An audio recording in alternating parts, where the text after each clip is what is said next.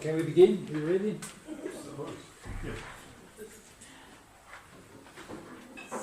So before going on the second part of our seminar, I would like to add something to what we said about subjectivity yesterday. Just that, as you probably understood from our consideration on the past, and the fact that when you try to grasp the subjectivity or a form of life, you get a past, and you fall in the past. I just wanted to add that the entering of the subject on the philosophical scene coincides with the apparition of time.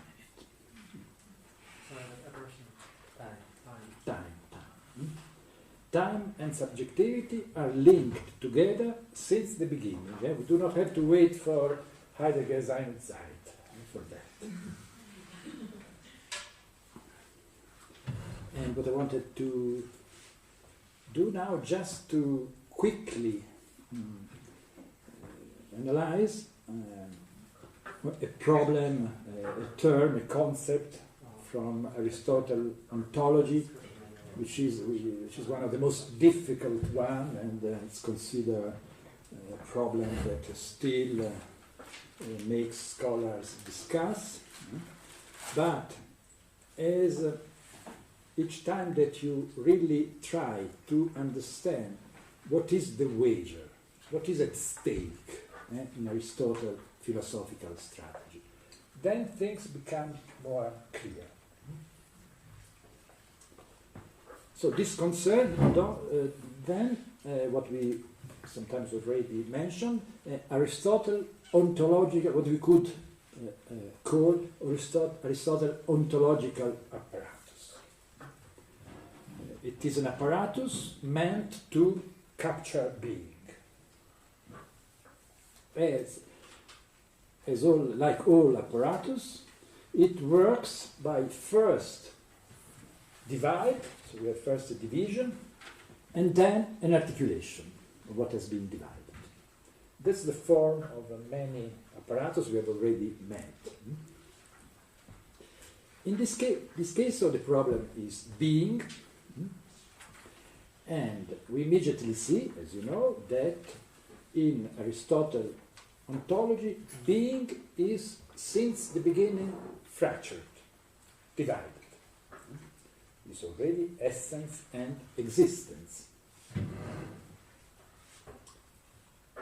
But we can see, as in the very terms of Aristotle, he will say that being so is divided, what modern call the ontological difference. The black one. So being is divided in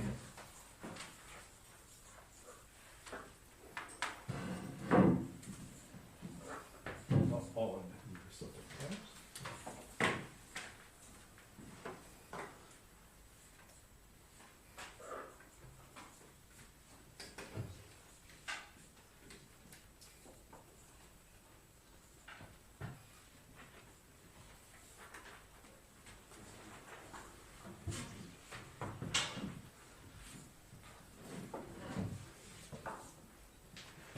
So beings.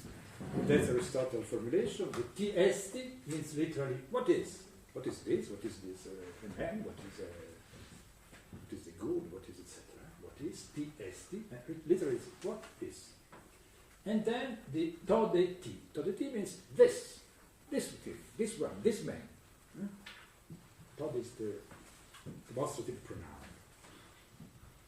T esti is obviously the essence, the answer to the question, what is a man, what is God, what is it?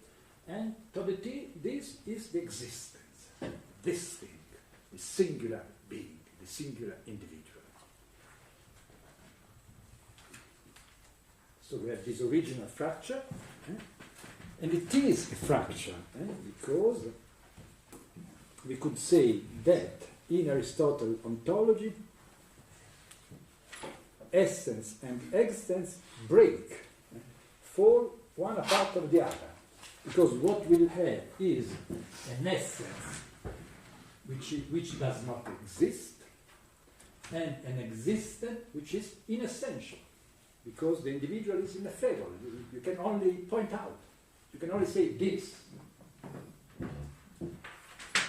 Or you must go to the essence. So there is this original fraction, which is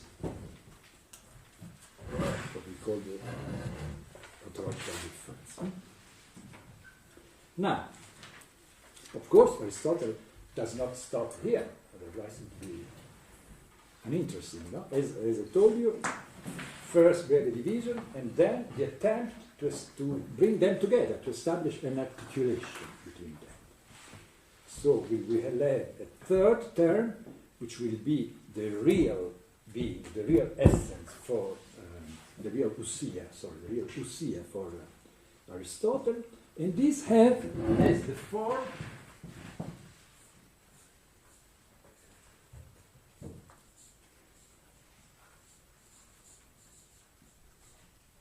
DNA. Lot of discussion how to translate this term. Being what it was, or what was it being? Because T is an interrogative pronoun. So T and A. What was it being? Let's try to analyze this form. Why T and A? Which in a way is for Aristotle the way to try to articulate the two. Yes? So, no, I was just going to say, I think that the standard English translation of Totion Enai is what it is to be. Yeah. Just literally, in Greek, this term can be translated what it is to be, but also, if you take Enai to be the subject, being what it was. But I'll keep I prefer this, how do you say it? What it is to be. What is it to be? Yeah, I think this is the more important sense. Even if literally you can translate in the two ways. First question, very important.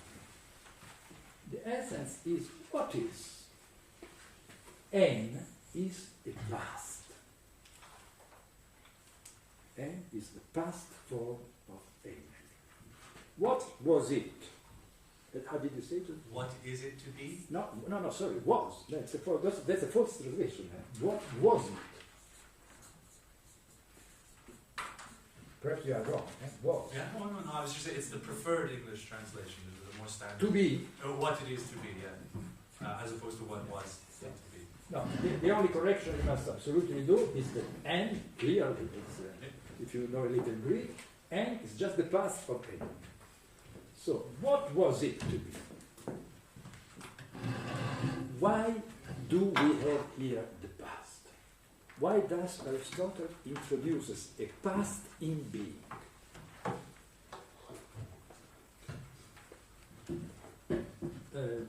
Let's analyze again this expression. You must understand here as unsaid, come dice sottinteso? Left unsaid. When you left unsaid something, how do you say sottinteso? Tacit. Yeah, you have here a tacit dative here. Because Aristotle, when in other case employs a form that kind, for instance, ti esti tutto anthropo, for that man to be. So we must here understand what was it for that singular man to be. For instance, the problem is Thomas. Thomas is, I can only point out that this is Thomas. This is Thomas. But now the question becomes, what was it for Thomas being? What was it for Thomas to be? Right?